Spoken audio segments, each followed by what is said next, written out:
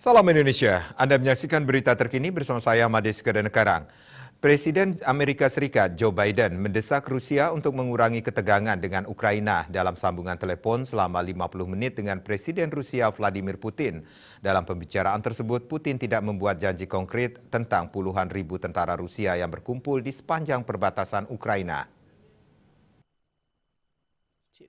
US President Joe Biden. Juru bicara Gedung Putih Jen Psaki dalam sebuah pernyataan mengatakan, Biden menjelaskan Amerika Serikat dan sekutu serta mitranya akan merespon dengan tegas jika Rusia menginvasi Ukraina lebih jauh. Associated Press melaporkan, di Moskow penasihat urusan luar negeri Putin, Yuri Usakov mengatakan kepada wartawan, Presiden Rusia telah memperingatkan Biden bahwa sanksi baru yang diancam oleh Biden akan menjadi kesalahan besar yang akan membawa konsekuensi serius. AP mengutip Usakov yang mengatakan, Rusia akan bertindak dengan cara yang sama seperti AS jika senjata ofensif dikerahkan di dekat perbatasan Amerika.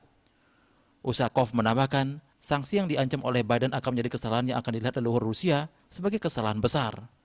Banyak kesalahan telah dibuat selama 30 tahun terakhir, dan Moskow akan lebih baik menghindari lebih banyak kesalahan seperti itu dalam situasi ini. Psaki menambahkan kedua negara akan berpartisipasi dalam 3 putaran pembicaraan terpisah. Pertama melalui pembicaraan bilateral yang dijadwalkan mulai 10 Januari, dan kemudian melalui 2 set pembicaraan multipartai dengan Dewan NATO Rusia dan di Organisasi untuk Keamanan dan Kerjasama di Eropa. Presiden Biden menegaskan, kemajuan substansif dalam dialog ini hanya dapat terjadi di lingkungan deeskalasi daripada eskalasi. Selama berbulan-bulan sekarang, Putin telah membangun pasukan di sepanjang perbatasan Rusia-Ukraina. Para pejabat intelijen AS memperkirakan, dari melihat foto-foto satelit, sebanyak 100.000 tentara berada di daerah tersebut. Sementara Ukraina telah membangun pertahanannya sendiri di sisi perbatasannya.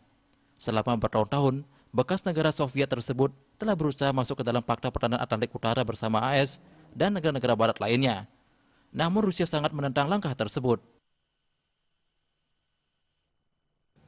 Untuk mencegah penyebaran COVID-19, ingat pesan Ibu selalu terapkan 3M, wajib memakai masker, mencuci tangan, jaga jarak, serta hindari kerumunan.